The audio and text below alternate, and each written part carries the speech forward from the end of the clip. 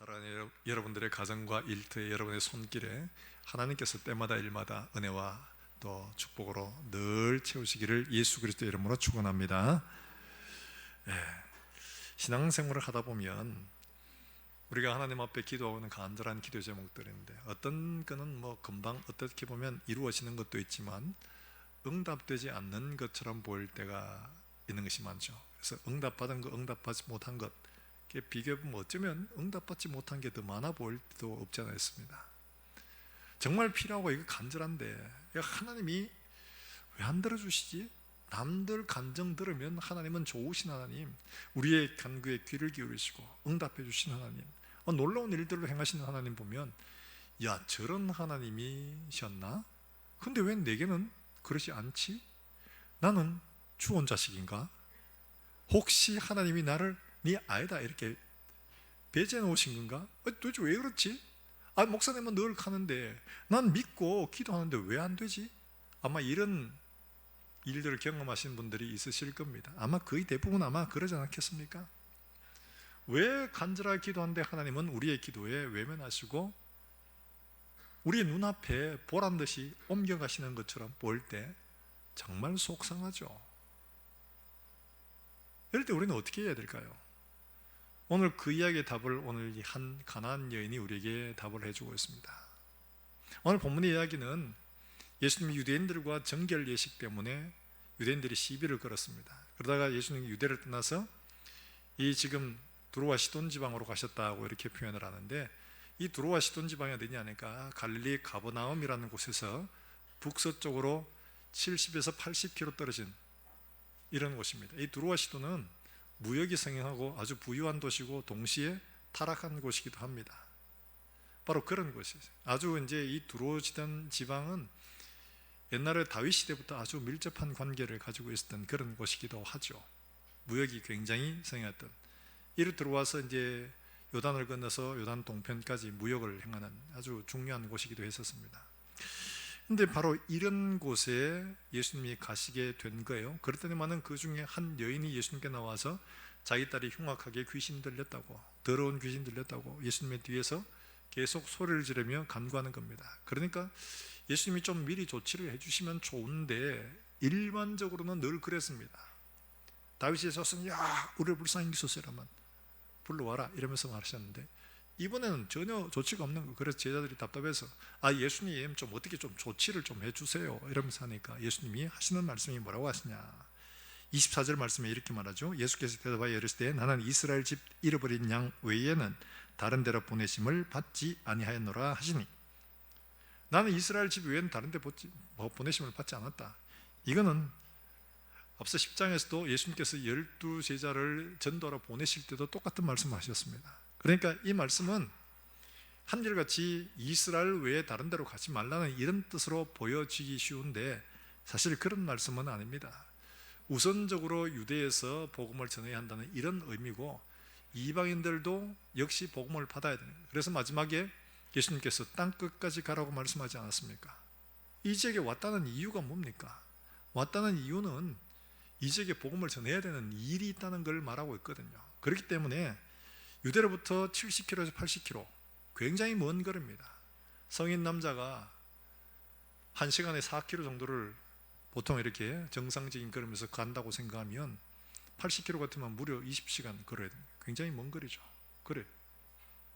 이 거리를 오신 이유가 분명히 있습니다. 그렇기 때문에 이스라엘의 잃어버린 자 외에 보내심을 받지 않았다는 이 말이 액면 그대로의 말은 아니라는 이야기죠. 바로 그런 겁니다. 그런데 이 여인이 그 이야기를 듣고 어떻게 했냐? 참 진짜 사람 차별하나?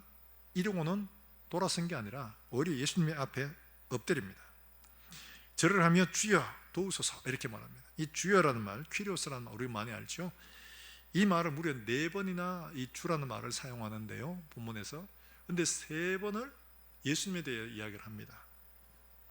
그리고 여기 절을 하며 라고 말했는데 똑같은 본문을 다루고 있는 마가복음 7장에서는 뭐라고 말하냐, 엎드려 이렇게 말합니다. 이 엎드리라는 이 말은 프로스피프토라는 이 말이 가지고 있는 건 상대방에게 어떤 대상을 향해서 완전히 땅바닥에 엎드리는, 그러니까 배 붙이고 완전히 엎드리는 바로 이런 모습을 가리키는 겁니다. 이 말의 다른 표현은 다른 용도로 쓰인 것들이 어디에 있냐니까 예배할 때 이렇게 표현을 합니다. 이 프로스피토라는 말을 씁니다. 완전히 하나님 앞에 엎드려 있는 것, 바로 이게 지금 이 예수님에게 보이는 이 행동들은 그냥 다리를 좀 붙잡고 아이고 좀 도와주세요 이런 정도가 아니라는 거예요. 예수님에 대한 경외의 모습으로 완전히 엎드리는 이런 걸 말합니다. 아니 이렇게 매몰차게 이해하는데 어떻게 이럴 수가 있나 이런 생각이 들죠. 근데 이쯤 되면 예수님께서 아유 뭐 그래 알았다 이러면 될 텐데 예수님이 그 다음에 하시는 말씀이 더 기가 막힙니다. 27절의 말씀에 여자가 이르되 26절에 말하죠. 자녀의 떡을 취하여 개들에게 주면 마땅하지 않다. 이거는 예수님께서 이런 말씀을 하신 적이 없습니다. 그런데 전혀 예수님답지 않은 말씀을 하는 거예요. 그때 여자가 하는 말이 또 여자가 하는 말도 또 가관입니다. 27절 말씀을 같이 한번 읽어볼까요? 27절입니다. 시작.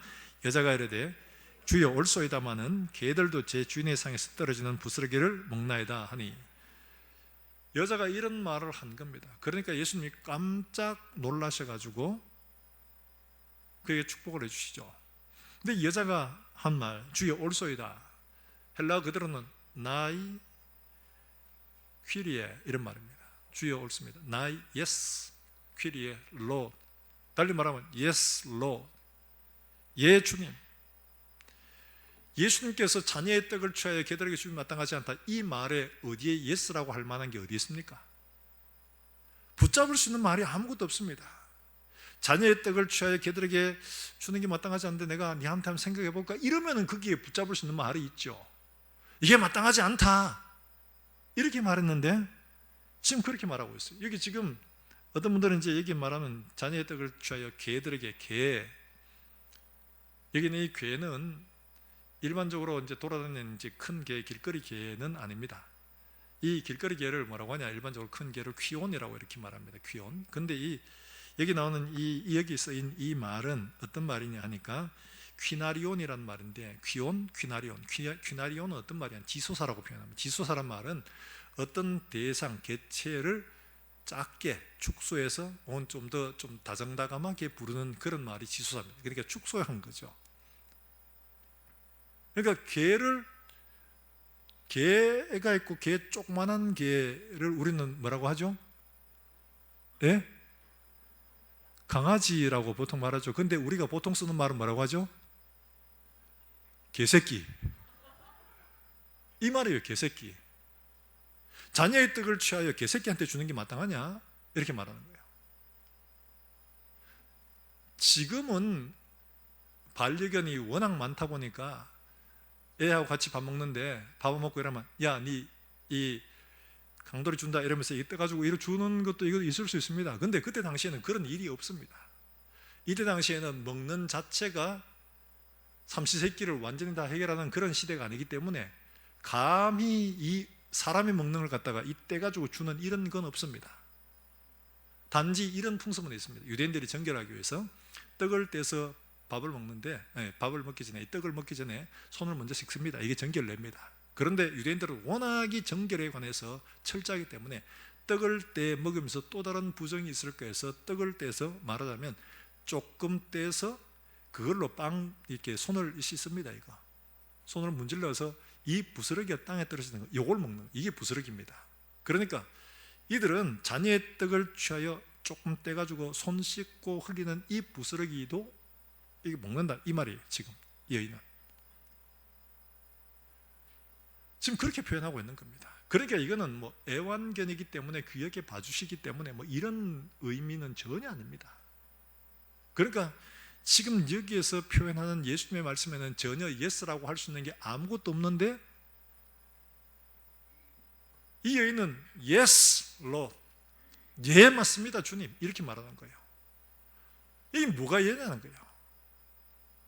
그 여인의 하는 말을 보면 이게 뭐가 예스인지 알죠? 자기를 개라고 하는데 예 맞습니다 저 개입니다 이렇게 말해요. 저 개입니다. 그 다음에 나오는 말이 놀라운 말이죠. 그런데 이 여인은 도대체 어떻게 해서 이런 표현을 할 수가 있었느냐 하는 거예요. 어떻게 이렇게 표현할 수 있냐는 거죠. 신약 성경에서 예수님이 깜짝 놀라는 두 번의 사건이 있습니다. 이 놀라는 이것은 다우마조라고 하는 이 말은 두 경우 모두가 믿음에 관한 것에서만 예수님이 놀랐습니다. 뭐 풍랑이 일고 귀신이 오고 이런 건 전혀 놀라지 않습니다. 믿음에 관해서만 예수님이 두 번 놀라셨는데 한 번이 누구냐? 백부장입니다. 내가 이스라엘 가운데 이만한 믿음을 찾아보지 못했다. 그리고 이 여인에게서 놀랐습니다. 내 믿음이 크도다. 우와, 이렇게 말씀하신 거죠. 깜짝 놀라는, 이게 전혀 생각지도 못한 데서 그런 일을 만나서 깜짝 놀라는 바로 이런 표현입니다. 그러니까 예수님은 지금 이 여인에게 엄청난 놀라움을 발견을 하고 있는 거예요. 정상적으로는 이런 것을 도무지 표현할 수 없다는 거죠. 그런데 어떻게 이 여인이 이런 표현을 할 수 있었느냐? 지금 이 사건을 우리에게 보여주고 있는 것은 유대에서 지금 이곳까지 어쩌면 조금 피하러 쉬러 오셨는데 유대인들은 전혀 예수님의 모든 놀라운 기적들을 봐도 놀라지도 않습니다. 예수님을 Lord, 주여라고 부르지도 않습니다. 그런데 이 여인은 다윗의 자손이여 나를 불쌍히 여기소서 말하고 주여 주여 주여, 그 앞에 완전히 하나님께 예배하듯이 엎드려가지고 그분에게 은혜와 긍휼을 구하고 있는 거예요. 그럼에도 불구하고 계속 물리쳤는데 아니다, 니 아니다, 니 개다 이랬는데도 맞습니다, 저 개 맞습니다. 개도 주인의 상에서 떨어지는 건 먹지 않습니까? 이 믿음을 보시고 깜짝 놀란 거예요. 그래서 유대인들에게 지금 오고 오는 세대에게 봐라, 진짜 믿음이 뭐냐? 모세로부터 율법을 듣고 종교 행위를 하고 오랫동안 신앙생활하는 그들이 가지고 있는 믿음이라는 것과 이 이방 여인이 진짜로 가지고 있는 믿음, 어느 것이 참 믿음이냐? 어떤 믿음을 우리가 가져야 하느냐? 우리에게 교훈해 주고 있는 말씀이기 때문에 이 말씀이 우리에게 굉장히 중요한 말씀이죠.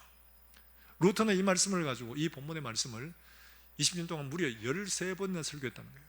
그게 2년에 한 번 넘어서 설교했다는 거예요. 그만큼 여기에 매료됐다고 이야기를 합니다. 이게 우리 현실이기 때문이에요. 우리가 기도하는 문제들 가운데 우리가 다 응답받는 게 아니고 어떤 문제들은 예수님께서 정말 매몰차게 우리를 내치는 것처럼 보일 때가 있기 때문에 그렇다는 거죠.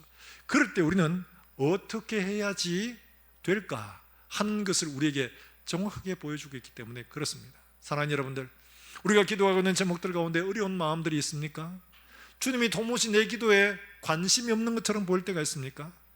주님이 내 기도를 외면하고 있는 것처럼 보일 때가 있습니까? 그럴 때 이 여인의 믿음을 통하여 우리가 다시 일어설 수 있기를 주의 이름으로 축원합니다. 먼저 이 여인이 가지고 있는 믿음은 어떤 믿음이냐? 여러분 27절 말씀해 보면 오늘 우리가 읽었지만 이렇게 말하죠. 여자가 이르되 주여 올소이다마는 개들도 제 주인의 상에서 떨어지는 부스러기를 먹나이다, 이렇게 합니다. 자, 이 여인은 눈앞에 보여지는 것 넘어서 다른 걸 보고 있죠. 달리 말하면 믿음이란 어떤 거냐?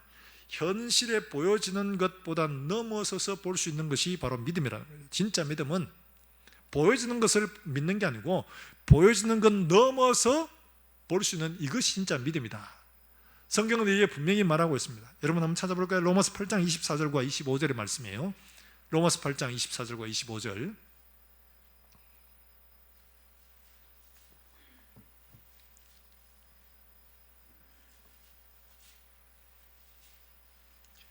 로마서 8장 24절과 25절의 말씀 우리 같이 한번 읽어봅니다.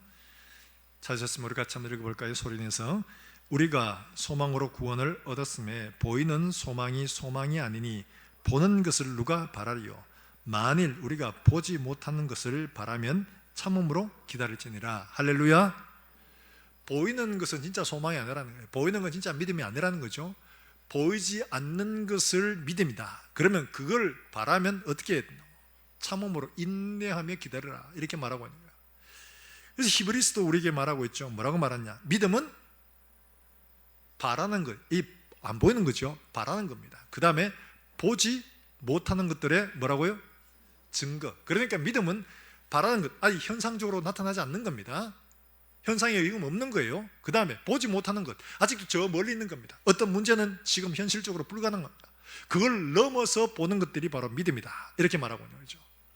이 여인이 지금 환경적으로 보면 예수님께서도 자기를 매몰차게 내모는 것처럼 보이는 이런 환경에서 어떻게 이걸 넘어서 믿음으로 예수님께 나아갈 수가 있었느냐? 왜 이런 믿음을 가질 수가 있었냐 하는 거죠. 현실적으로 눈에 보이는 게 아무것도 없습니다. 예수님마저도 매몰차게 내밀었어요. 우리는 어떤 가능성 현상들에 있어서 믿음이라고 가지려고 하면 적어도 뭔가 하나 가능성이 있어야 그래도 믿지 않겠나 이렇게 생각을 하는데, 진짜 믿음은 그 가능성마저 없는데도 불구하고 그걸 넘어서 볼 수 있는 게 진짜 믿음이라는 거죠. 바로 그걸 말하고 있습니다. 이 사람이 지금 예수님을 향해서 22절에 다윗의 자손이라고 말하고 있습니다. 이들에게도 구약의 다윗의 자손이라는 이것을 이미 알고 있다는 겁니다. 뿐만 아니라 예수님을 계속적으로 주라고 이렇게 호칭을 하고 있습니다. 왜 이렇게 부를 수가 있었느냐? 왜 이렇게 부를 수가 있었냐? 전혀 생소하게 아무것도 모르는 사람이 이렇게 부를 수가 없겠죠. 예수님에 대해서 이미 알고 있다는 것을 말합니다. 자, 한번 볼까요? 진짜 그런가요? 많은 사람들이 오해합니다. 지금 이 사람이 보이고 있는 이 태도를 보면 정말 놀랍지 않을 수가 없습니다. 자, 그렇게 된 이유를 한번 볼까요? 마가복음에 보면 똑같은 것을 다루고 있는 마가복음입니다. 7장의 이야기를 다루고 있는데 3장을 한번 보십시오. 3장, 마가복음 3장 7절의 말씀. 동일한 이야기는 마가복음 7장에 다루고 있습니다만은 마가복음 3장에 보면 이 두로와 시돈이라는 이 지명이 나옵니다. 마가복음 3장 7절과 8절 말씀 같이 한번 읽어볼까요? 같이 읽어봅니다. 시작. 예수께서 제자들과 함께 바다로 물러 가시니 갈릴리에서 큰 무리가 따르며 유대와 예루살렘과 이두메와 요단강 건너편과 두로와 시돈 근처에서 많은 무리가 그에게 신의를. 그게 쭉 나오지만 어디도 나옵니까? 우리가 방금 보았던 두로와 시돈 사람도 나오죠. 이두메하고 이렇게 나오는데 요단강을 중심으로 해서 오른쪽 내륙 쪽뿐만 아니라 왼쪽에 두로와 시돈까지도 다 이 말입니다. 예수님이 하신 큰 일을 듣고 다 모여들었습니다. 그 다음에 일어난 일들이 어떠냐? 병든 자를 고치고 능력을 행하시고 이런 것들, 귀신을 쫓아내고 이런 일을 하신 겁니다. 그 3장에 나오는 이야기예요. 자, 달리 말하면 이 이야기가 이미 예수님에 대한 소문들이 다 났고 거기에 소문을 듣고 두로와 시돈 사람들까지도 갔는데 예수님께서 그게 누구냐를 따지지 않고 그들을 고쳐주신 겁니다. 어느 족속이냐 어느 지역에서 왔느냐 전혀 묻지도 따지지 않고 다 고쳐주신 겁니다. 그래서 이 예수님의 소문이 이미 두로와 시돈 지역에도 이미 커졌습니다. 자, 이 일 읽고 난 다음에 7장 24절을 한번 볼까요? 7장 24절이에요. 얼마나 소문이 났으면 이런 현상이 생겼을까? 7장 24절에 보면 예수님께서 두로와 시돈 지방에, 오늘 본문에는 그냥 들어갔다고만 나오는데 마가복음 7장에서는 뭐라고 말하냐? 들어갔더니만 어떤 일이 벌어졌느냐? 이렇게 말합니다. 7장 24절 같이 읽습니다. 시작. 예수께서 일어나서 그 길을 떠나 두로 지방으로 가서 한 집에 들어가 아무도 모르게 하시려 하나 숨길 수가 없더라. 여러분, 지금 놀라운 일들을 행하신 이 소문이 두로 지방, 이 시돈 지방에 다 소문이 났습니다. 그래서 예수님께서 모르게 가려고 변장을 하시진 않았겠죠. 사람이 없는데 살짝 갔는데 이미 옆에 서치기만 해도 다 아는 겁니다. 그러니까 사람들이 다 알아서 모를 수가 없게 된 겁니다. 그 정도로 유명해진 거예요. 널리 알려진 겁니다. 그렇다면 이야기는 뭐예요? 두로와 시돈 지방 사람들도 고침받았고 소문냈다는 이야기가 온 데 다 퍼졌다는 거죠. 그렇기 때문에 지금 이런 상황에서 나는 이스라엘의 잃어버린 자 외에는 보내심을 받지 않았다 하지만 이것은 예수님의 본심이 아니라는 것을 그 자가 알고 있다는 겁니다. 그렇다면 굳이 이 지역까지 오실 필요도 없죠. 근데 이 지역에 오셨어요. 이미 갈릴리에 계실 때도 두로시던 지방의 사람들을 고쳐주셨습니다. 그러므로 이 지역에 오셨다는 것은 이 지역 사람들을 위해서 하실 일이 있다는 것을 알았다는 거죠. 그게 나도 하나님 앞에 예수님의 은혜를 입고 싶습니다. 나간 겁니다. 그래서 다윗의 자손이여 주여 주여 그의 앞에 완전히 엎드려서 은혜를 구하고 있는 거죠. 또 그가 이렇게 된 것, 다윗의 자손이라고 부를 수 있었던 것은 왜냐? 이 시돈 지방에 전설 같은 이야기가 하나 있습니다. 그게 무슨 이야기냐니까 아마 과부 이야기인데, 여러분 과부 이야기라면 버떡 떠오르는 사람이 있죠. 누구죠? 과부. 사르밧 과부 여러분 생각나지요? 시돈 땅 사르밧 과부 이야기, 그게 열왕기에 이제 기록되어 있습니다. 열왕기에 기록되어 있는데 그 열왕기 17장에 나오는, 열왕기상 17장에 나오는 이야기 보면 어떤 일이 있냐, 하나님이 이스라엘 온 땅에 아합 시대입니다. 바알을 섬기고 아세라를 섬김으로 하나님께서 그 땅을 진노하셨습니다. 그래서 이 가나안 온 땅에 가뭄이 들게 하십니다. 3년 6개월 동안 비가 안 오게 하신 거예요. 근데 엘리야를 어디로 보내셨느냐? 엘리야를 시돈 땅 사르밧에 있는 한 과부에게 보내신 겁니다. 신약은 이걸 뭐라고 하느냐? 예수님께서 이렇게 말씀하셨습니다. 아합 시대에 이스라엘의 과부가 없어가 시돈 땅까지 보냈겠느냐? 또 이스라엘의 나병 환자가 없어서 아람 군대 장관의 나만을 엘리사에게 보냈겠느냐? 이스라엘의 믿음 없음을 책망하시면서 이야기를 하십니다. 하나님이 엘리야를 시돈 땅 사르밧까지 보내신 겁니다. 그런데 그 땅에 가보니까 한 과부가 있어요. 그 과부에게 먹을 것이란 가루 한 움큼, 이게 끝입니다. 이 가지고 아들 하나 있는 것하고 떡 만들어 먹고 이제 우린 다 골로 가자 이러고는 이제 떡 만들어 먹으려고 하는데, 그거를 이제 하나님이 알게 하신 거예요. 저 여자한테 가서 이야기를 해라. 이 이야기를 하니까 떡을 좀 가져오라. 떡은 없고 이 가루 한 움큼이 다합니다. 이거 우리 해먹고 우리 둘 다 죽으려고 합니다. 이러니까 그 떡 만들어 가지고 나에게 먼저 가져와라 이라는 거예요. 세상에 이런 명령을 어떻게 할 수 있겠습니까? 근데 이 여인이 그대로 순종을 합니다. 그 떡을 해 먹고 죽으려고 했는데 엘리야가 말한 것처럼 그 통에 가루가 떨어지지 않고 병에 기름이 그치지 않았다고 표현합니다. 얼마 동안요? 하루 이틀이 아니에요. 흉년이 끝날 때까지 놀라운 일들이 있습니다. 이걸로만 그친 게 아닙니다. 근데 그 과부 아들이 어쩌다가 뭐 죽어버렸어요. 왜 죽었는지는 나오지 않습니다. 죽었습니다. 그러니까 과부가 통곡을 합니다. 내 죄를 생각나게 하라고 오셨습니까? 얘를 갖다가 엘리야가 있던 그 방에 옮겨 놓았습니다. 엘리야가 듣고는 이 아이를 보고 하나님 앞에 기도합니다. 하나님, 그 아이 위에 엎드리고, 이 아이가 그만 살아난 겁니다. 돌려줬어요. 이 과부의 이야기는 그 당시 사람들은 모르는 이야기예요. 그런데 과부가 경제적인 능력도 없는데 어떻게 조 살지 이런데, 그 통에 가루가 떨어지지 않고 기름이 마르지 않고 이 아들이 죽었다 살아난 이런 기적을 체험한 사람 아무도 없습니다. 이런 일을 했더라. 누가? 나는 내가 이제야 당신이 하나님의 사람인 줄 알겠습니다. 이 여인이 고백했던 것처럼 하나님은 죽은 사람도 살려내시는 분이다. 대단한, 이렇게 경험했어요. 이런 전설이 들어옵니다. 그러니까 이런 걸 통해서 약속된 메시아가 이 땅에 오셔가지고 이 같은 놀라운 일들을 하셨다. 이 기회를 놓치면 안 되는 겁니다. 그러니까 지금 이분이 내 앞에서 나는 이방인들에게 보냄을 받지 않았다, 너는 개야, 이런데도 불구하고 거기에 알겠습니다 이러고는 물러서는 게 아니라 주님 말씀하신 현상은 도저히 불가능합니다. 하나님이 아니라 했는데 어떻게 이걸 더 지나가겠습니까? 제자들이 아니라 했었으면 예수님에게 희망이라도 줬죠. 그런데 예수님이 아니라 했는데 누가 예라고 하겠습니까? 그런데 이 여인은 예수님이 지금 아니라 하지만 그 아니라는 말씀 그 뒤에 있는 보이지 않는 것들을 본 거예요. 왜냐? 만약 고쳐주시지 않을 것 같으면, 이방인에게 보이는 보냄을 받지 않을 것 같으면 이 시돈 땅에 오시지도 않았을 겁니다.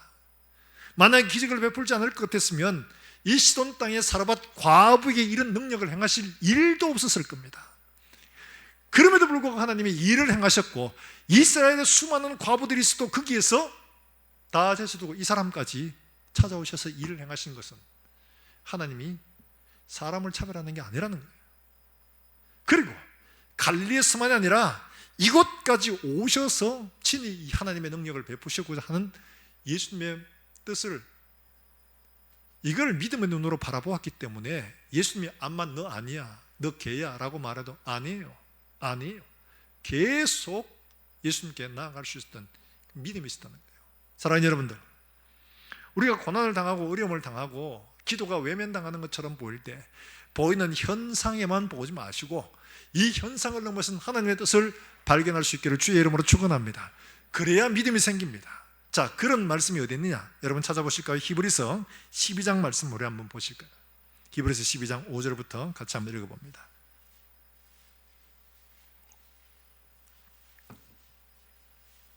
히브리서 12장 5절과 6절 말씀 우리 한번 같이 읽어봅니다. 주님 우리에게 분명히 말씀을 하고 계시기 때문에 그렇습니다. 히브리서 12장 5절과 6절 말씀 우리 같이 한 목소리 읽겠습니다. 시작. 또 아들에게 권하는 것 같이 너희에게 권면하신 말씀도 잊었도다. 일러스되 내 아들아 주의 징계하심을 경여기지 말며 그에게 꾸지람을 받을 때에 낙심하지 말라. 주께서 그 사랑하시는 자를 징계하시고 그가 받아들이는 아들마다 채찍질 하심이라 하였으니. 할렐루야. 할렐루야. 분명히 말하죠.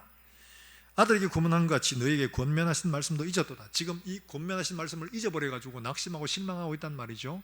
그런데 내 아들아 라고 말하면서 주의 징계하심을 경여기지 말고 꾸지람을 받을 때 낙심하지 마라. 그러시면서 하는 말씀 뭐예요? 사랑하시는 자를 뭐 하신다고요? 징계하시고 그의 받아들이는 아들마다 그 다음 뭐예요? 여러분 이게 아들한테 할 일입니까? 저는 아들을 많이 때렸습니다. 근데 채찍질은 안 했습니다. 이걸 어떻게 아들한테 해요? 이건 종이나 죄수한테 하는 거죠. 그런데 아들에게도 어떻게 해요? 채찍질 한다고 말합니다. 사랑하는 아들이죠.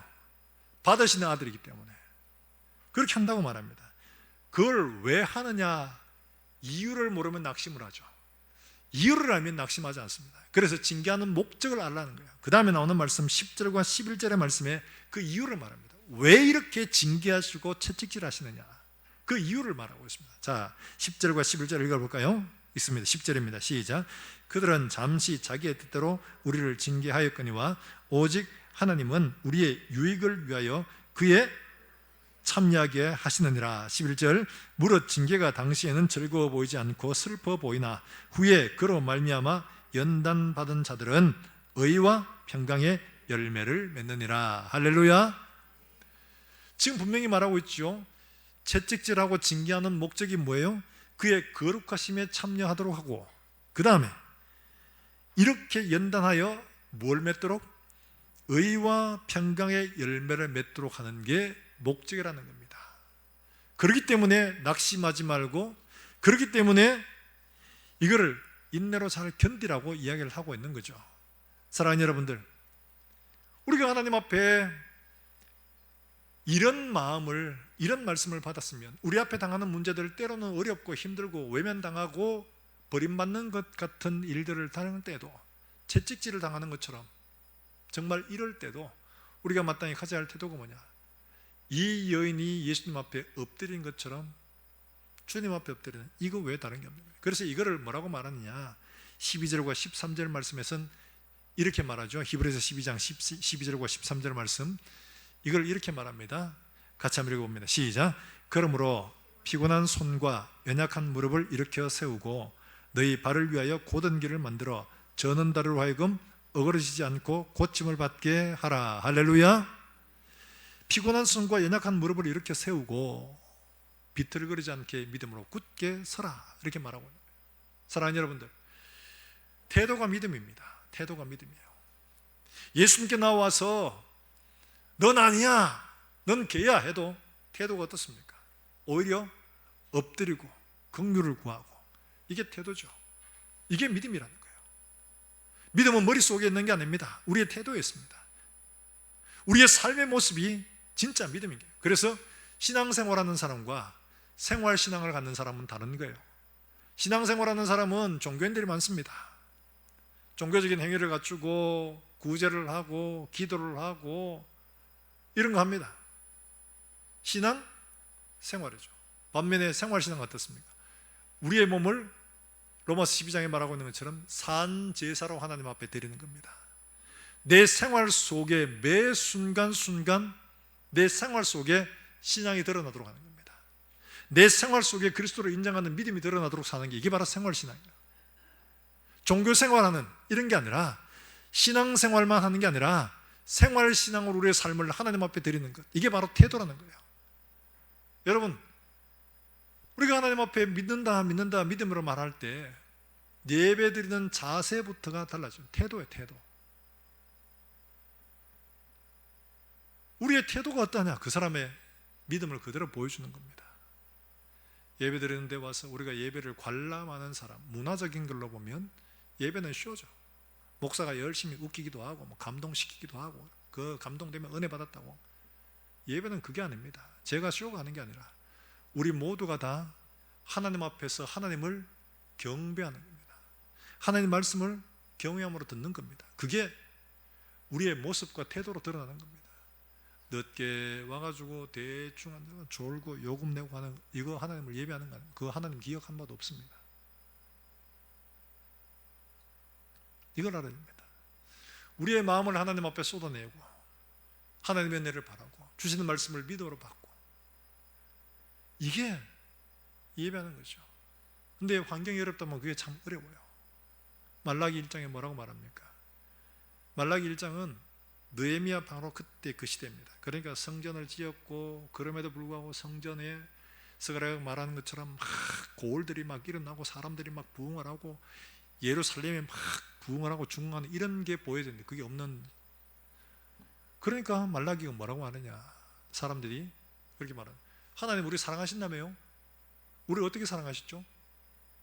사랑하신다 했는데 뭘 어떻게 사랑해요? 지금 보세요. 돌아왔어요. 성전 지었어요. 달라진 게 뭐였어요? 우린 여전히 고생하고 어려움을 만나고 환난을 당하고 있는데 이러고 있는 겁니다. 우리가 알다시피 말라기는 그들의 방탕하고 불순종하는 신앙생활의 모습 그대로 보여주고 있잖아요. 제사를 드릴 때 저는 것 병든 것 하나님이 받지 않은 것들 드리고 11조도 빼먹고 그러고 있잖아요. 그런데 자기들은 우리가 어떻게 하나님을 모욕했습니까? 이러고는 말하고 있는 거예요. 전혀. 사랑하는 여러분들, 하나님 앞에 이 여인이 보인 태도, 주님이 거절하는 것처럼 응답하지 않는 것처럼 보이고 할 때 여전히 하나님의 징계와 채찍질 앞에서도 인내하고 기다리며 하나님의 속뜻을 바라보는 이 믿음, 우리에게 거룩하심에 동참하게 할 뿐만 아니라 하나님이 원하시는 의의 열매를 맺게 하시기 위한 하나님의 방법임을 인정하고 그 앞에 엎드리는 이 믿음, 이게 바로 주님이 놀라신 믿음이에요. 모든 조건이 다 갖추어졌을 때 누구나 다 할 수 있지만 전혀 그렇지 않음에도 불구하고 그렇게 하는, 이게 진짜 믿음이라는 거죠. 예수님이 놀라신 믿음이에요. 사랑하는 여러분들, 우리가 알아야 할 것은 우리의 기도 응답, 우리 모두 형통한 문제 때문에 주를 믿는 게 아니고 때로는 거절당하는 것처럼 보이고 때로는 외면당하는 것처럼 보일 때 그때도 여전히 하나님 앞에 우리의 무릎을 드리고 그때도 여전히 하나님이 주신 목적들을 바라며 의의 평강한 열매를 맺도록 하나님 앞에 믿음으로 나아가는 저와 여러분들 수 있기를 주의 이름으로 축원합니다. 우리의 저는 낙심한 팔들, 우리의 저는 다리를 믿음으로 굳게 세워서 하나님 앞에 바로 서서 하나님이 깜짝 놀라실 만한 이런 믿음의 장부들이 다 될 수 있기를 주의 이름으로 축원합니다. 뿐만 아니라 이 여인이 가진 믿음은 또 어떠하냐? 불쌍히 계심을 의지합니다. 오늘 22절 말씀에도 다윗의 자손이여 불쌍히 여기소서라고 말하죠. 불쌍히 여기소서. 그런데 예수님은 그에게 모욕적인 은사를 줍니다. 자녀의 떡을 취하여 개들에게 줌을 던짐이 마땅하지 않다. 유대인들 같으면 당연히 떠났습니다. 그런데 왜 안 떠났어요? 불쌍히 여김을 의지한다는 것은 다름이 아닙니다. 불쌍히 여겨주실 걸 구하는 것은 다름이 아니라 불쌍히 여긴다, 긍휼히 여긴다는 것은 나의 비참한 현실 때문에 오직 이 문제를 해결할 수 있는 것은 당신의 긍휼밖에 없습니다. 당신 외에는 대안이 없습니다. 하나님의 긍휼 외에는 대안이 없습니다. 이게 진짜 긍휼히 여김을 바라는 겁니다. 그러니까 다른 대안을 두고 있지 않는 거예요. 이거 안 되면 뭐 저가지 뭐. 한번 해보고 안 되면 차 아프지 뭐. 이런 게 아니라는 거예요. 긍휼 아니면 살 수가 없다는 거예요. 바로 이게 진짜 긍휼을 의지하는 믿음이라. 여인 보세요. 안 물러가잖아요. 불쌍히 여겨주소서. 나는 이스라엘에 잃어버린 얘는 보냄을 안 받았다. 그런데도 그냥 막 발에 엎드려가.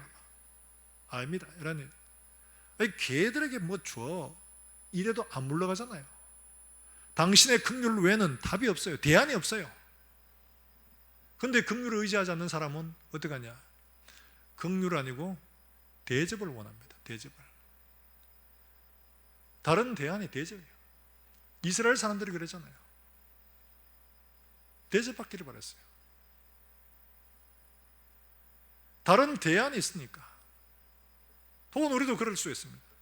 하나님, 내가 이만큼 기도했는데 이만큼 기도했으니까 대접해 줘야죠. 내가 이만큼 봉사하고 내가 이만큼 섬기고 헌신했는데 그러니까 대접해 줘야죠. 이런 의지, 이런 마음, 이런 생각 가지고는 하나님의 긍휼을 기대하는 게 아니죠. 나의 비참한 현실, 이걸 바라보지 않고 내가 행한 것들 때문에 하나님 앞에 대접을 요구하는, 그 기도가 대접을 요구하는 것일 수도 있다는 거죠.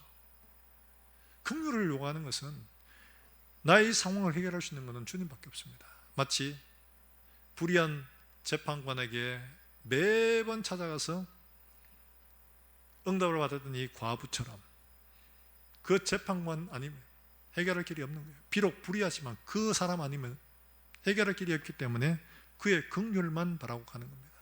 내게는 자격이 없어요. 그에 가는 겁니다. 이 긍휼을 의지하는 게 바로 이겁니다. 사랑하는 여러분들, 우리는 우리 자신을 제대로 알지 못하면 대접을 원합니다.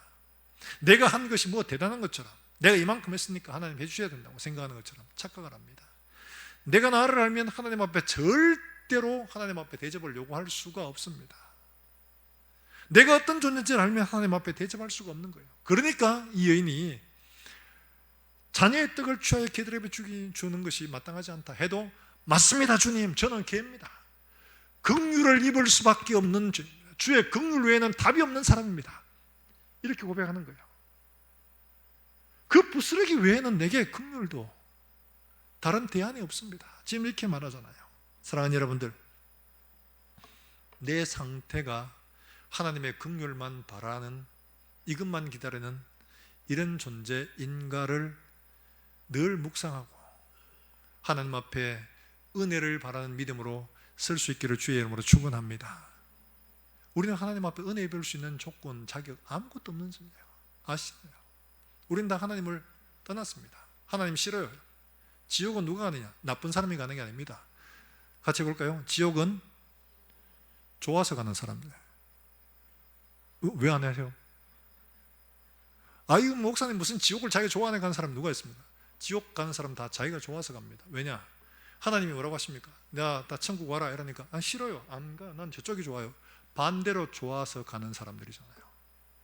천국 있다고 얘기해도 안 듣고 다 어디로 가는 거예요? 저쪽 지옥이라 해서 지옥 아니에요 이러면 가는 사람이에요. 그 사람, 지옥은 자기가 선택하나 가는 거예요. 무서운 말씀이죠. 하나님을 등지고 떠난 사람들의 운명이 그거예요. 결국 그겁니다. 마귀는 어떻게 하냐? 저 끝을 못 보게 눈을 가립니다. 고린도서 4장4절처럼 우리의 눈을 가려요. 저그 끝을 못 보게 해요. 절대로 저걸 생각하지 못하게 합니다. 그래야 저리 끌고 갈 수 있거든요. 저걸 알면 절대로 안 가기 때문에 그래요. 그런 데서 우리의 눈을 밝혀서 영원한 멸망을 알게 하시고 돌이켜 하나님의 부르심에 응답할 수 있도록 해주신 게 얼마나 큰 은혜입니까? 할렐루야. 이보다 더 큰 은혜가 없죠. 영원한 고통 가운데 군자주신 이것보다 더 큰 은혜가 어디 있습니까? 내가 할 만한 자격이 있었어요? 아니, 받을 만한 뭐 일을 했어요? 아니에요. 하나님의 전적인 은혜로 우리를 구원하셨는데 그 구원하시는 그 길이 자기 아들을 십자가에 못 박아 놓으시기까지 하신 겁니다. 그 길로 우리를 인도하신 거예요. 그러므로 우리가 하나님 앞에 어떤 것도 자랑할 것이 없는 겁니다. 사랑하는 여러분들, 하나님이 우리를 향한 사랑이 우리의 자격이 있으면 안 되나, 자격 없기 때문에 하나님의 은혜로만 구원받도록 하시는 겁니다. 믿으시길 주의 이름으로 축원합니다. 자기가 하나님 앞에, 예수님 앞에 은혜 받을 수 없는 존재임을 아니까 예수님이 뭐라고 하든 다 맞습니다. 맞습니다. 대답할 수가 있는 거예요. 근데 요즘에는 뭐 우리 성도들도 그렇고 저도 그렇고 마찬가지로 다 하지. 조금만 자존심 상하면 막 빠르르 냄비같이 끓여가지고 니 뭐라 했노 지금? 응? 그래가지고 막 한판 붙어보자 이러면서 하잖아요. 진짜 하나님 안에 자기를 발견한 사람은 은혜가 긍휼이 뭔지를 알죠. 우리에게 이런 은혜의 눈이 열려지기를 주 예수 이름으로 축원합니다. 이게 큰 거예요. 그러면 이 은혜와 긍휼을 바라는 사람은 현재 주님이 내게 뭐라고 말씀하셔도 하나님의 본 마음을 알고 있기 때문에 여기에 지금 보여지는 현상을 판단의 근거로 삼지 않습니다. 그 넘어서 하나님의 마음을 알고 하나님의 마음을 붙드는 거예요. 자, 그렇다면 어떡하냐? 눈에 보이는 것은 히브리서 12장에 있는 것처럼 연단하고 시험하는 과정일 뿐입니다. 결국에는 뭐예요? 거룩하심에 동참하고 의의 열매를 맺는 바로 그게 있는 거죠. 달리 말하면 이 긍휼을 바라는 것은 지금 현재 있는 상태에 주목하는 게 아니고 어디에 주목하느냐? 목적이죠. 바라는 목적. 바로 그것을 말하는 겁니다. 자, 한번 볼까요? 야고보서 5장 11절의 말씀 한번 볼까요?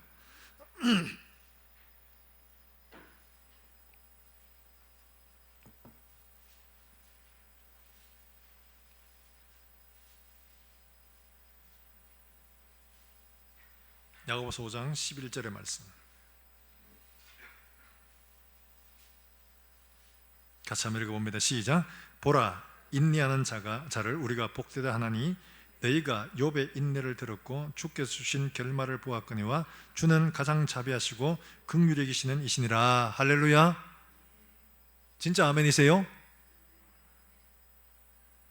우리는 지금 멀리 떨어져 있어가지고 아멘이라고 하지만 하나님이 가장 긍휼히 계시고 자비하신 분이시냐?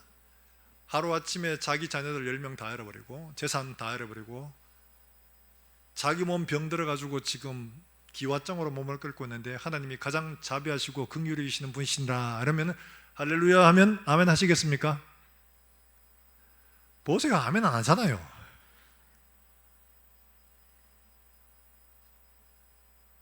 그냥 아멘 하다가 저도 곰곰이 생각해 보니까 야, 이건 아멘 하면 안 되는 이유구나.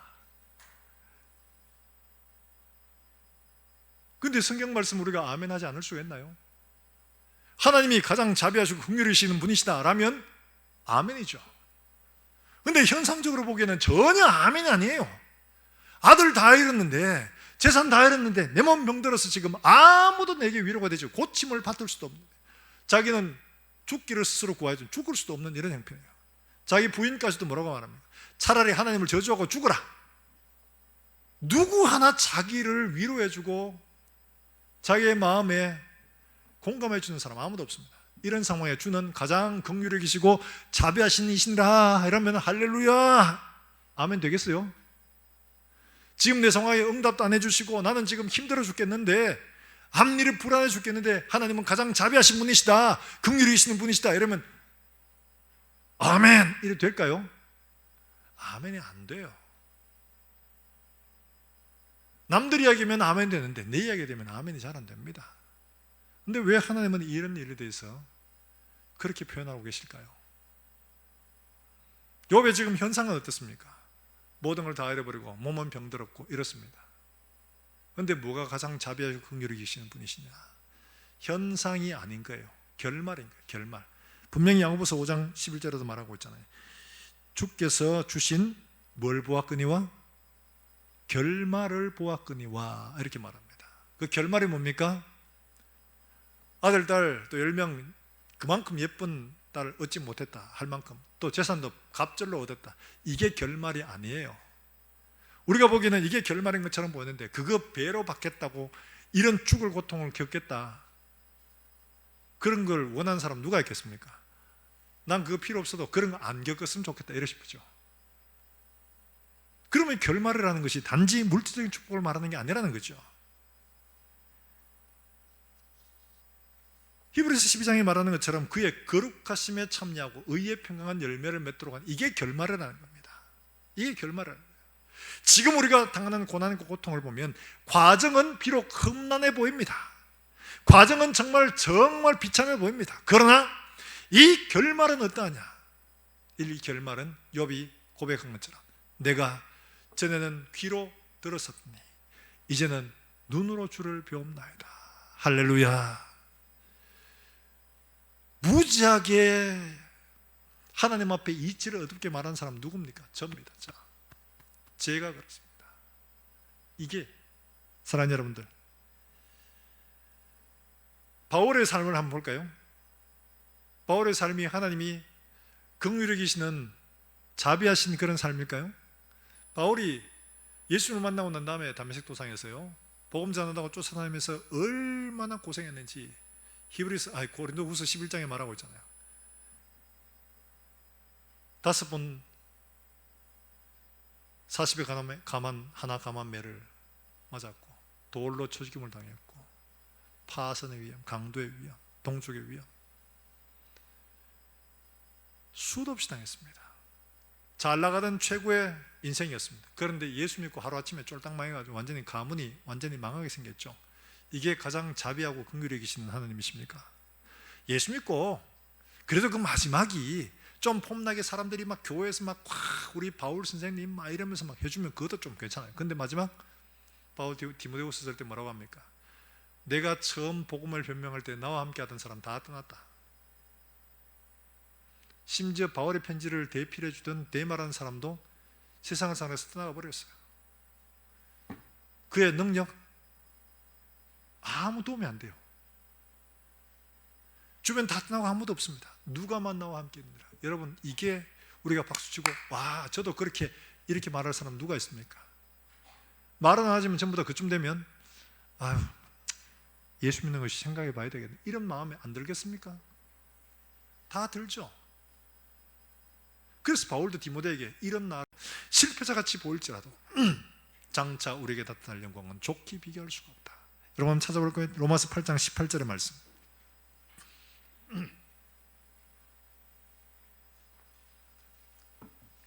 로마서 8장 18절의 말씀.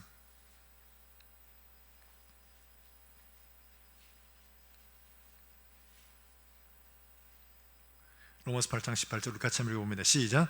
생각하건대 현재 고난은 장차 우리에게 나타날 영광과, 할렐루야.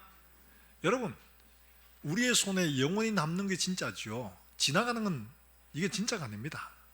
이 땅에는 모든 것들 다 지나갑니다. 영광도 부도 능력도 권세도 이름도 아름다움도 다 지나갑니다. 그러므로 지금 있는 내가 가지고 있는 누리고 있는 것, 이것들이 결론이 아닙니다. 결론은 어디 있으냐? 하나님 앞에 있을 때. 바울이 디모데에게 말하면서 말하지 않습니까? 내가 떠날 기회가 가까웠다. 그러나 내게 주실 의의 면류관을 내가 바라는데 내게만 아니라 주를 사모하는 모든 자에게도 주실 것이다. 그게 결론인 겁니다. 그게 결론. 그게 거룩하신 하나님의 성품에 참여하는 것이요 의의 열매를 맺는 우리에게 주시는 하나님의 은혜인 줄로 믿으시기를 주의 이름으로 축원합니다. 사랑하는 여러분들, 받을 자격이 없는 사람을 불러서 그 일들을 얻도록 우리를 연단해 가시는 과정에 있는 겁니다. 그러므로 우리가 얻는 것이 결론이고 이게 하나님의 긍휼인 거지요. 지금 아무리 많은 걸 얻어도 이거 못 얻고 마지막에 영원한 멸망으로 간다면 우리가 긍휼을 얻는 게 되나요? 아닙니다.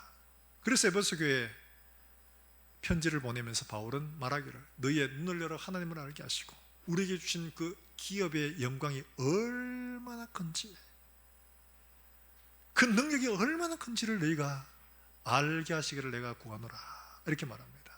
사랑하는 여러분들, 우리 자녀들에게 할 때 애들이 공부 안 하고 게임하고 이러면 야, 니 그게 즐거워도 그거 잠깐이잖아 말씀하시죠? 그게 아니고 진짜 네가 중요한 게 네가 나중에 직업을 가지고 네가 살아갈 그 뒤에 날이 중요하냐, 지금 그 게임이 중요하냐, 지금 그 즐거움이 중요하냐 얘기하죠.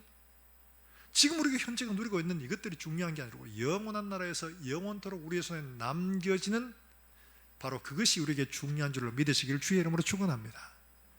그런데 자격 없는 우리를 불러서 그 유업을 얻을 수 있도록, 그 기업을 우리에게 얻을 수 있도록 우리를 그렇게 만들어가고 계시는 하나님의 은혜가 지금 우리가 당하고 있는 문제라는 거예요.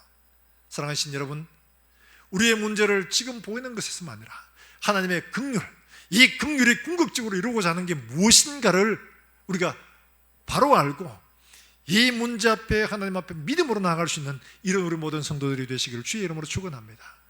보이는 것은 다 지나갑니다. 다 지나갑니다. 다 지나갑니다. 이건 내 것 아닙니다. 손에 쥔 것 같아도 쥔 것 아닙니다. 영원히 남는 것만 진짜 내 것이죠. 하나님은 얻을 수 없는 우리에게 그걸 얻을 수 있도록 부르시고 연단하시고 마침내 하나님 앞에 설 때 그걸 우리에게 상급으로 주실 줄로 믿으시길 주의 이름으로 축원합니다. 그게 은혜요, 그게 바로 긍휼입니다. 그 긍휼을 바라는 게 진짜 하나님 앞에 바로 서는 믿음이죠. 사랑하는 우리 모든 성도 여러분들, 하나님 앞에 이런 수로보니게의 인처럼 눈에 보이는 것이 아니라 하나님의 마음을 읽을 수 있는, 보이는 건 넘어서 하나님의 마음을 읽을 수 있는 이런 믿음들이 되시길 주의 이름으로 축원합니다. 하나님의 긍휼만 의지하시길 주의 이름으로 축원합니다. 대접받기를 바라는 것이 아니라 나의 비참함을 바로 알고 이런 내게도 이런 시련을 통해서 하늘의 영원한 것, 잠깐 있다 사라질 것이 아니라 영원한 것을 준비하시는 하나님의 긍휼을 바라는 믿음이 있을 때 지금 현재 조금 당하는 고난들은 장차 나타날 영광과 좋게 비교할 수 없다. 이런 고백이 우리의 입술일 줄 믿습니다. 이렇게 하나님 앞에 살아 하나님을 깜짝 놀라게 하는 이런 믿음의 모든 소유자들 될 수 있기를 예수 그리스도 이름으로 축원합니다. 축원합니다. 우리 함께 찬송하고 기도하겠습니다. 아, 하나님의 은혜로 이 쓸데없는 자,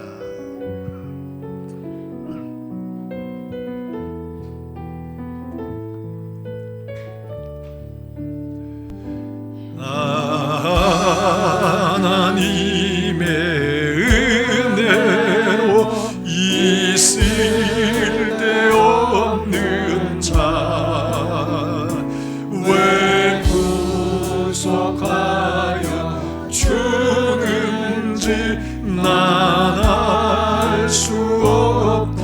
왜 내게 굳센 믿음과 왜 내게 굳센 믿음과 또 복음 주셔서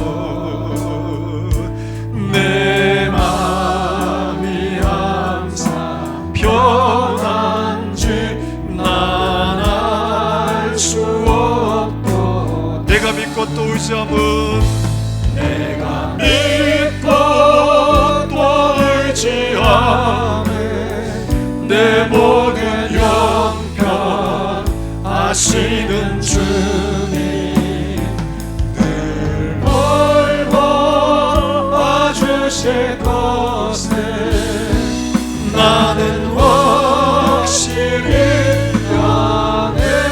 왜 내게 성령 주셔서 왜 내게 성령 주셔서 내 마음에 감동해 주 예수 믿게 하는지 주 예수 믿게 하는지 난 알 수 없어. 주 언제 강림하실지 주 언제 강림하실지 혹밤에 혹낮에 또 주님 만날 그곳도 주님 만날 그곳도 난 알 수 없고 내가 믿고 또 의지함은 내가 믿고 또 의지함은 내 모든 형편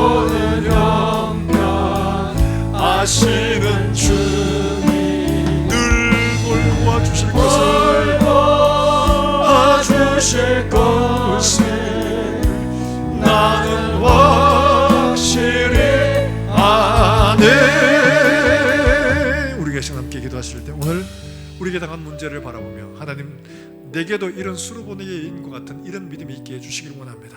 현재 우리가 당하고 있는 이 고난을 넘어서 주님의 마음을 읽을 수 있는 눈을 열어주시고 하나님 나의 비참한 상황을 바라보고 하나님의 긍휼만 바라는 정말 하나님의 성품에 그리고 의의 열매를 맺는 그 하나님의 목적을 우리가 믿음으로 바라며 하나님 넉넉히 이길 수 있도록 주님 축복해 주시옵소서. 우리 함께 통성으로 기도하겠습니다.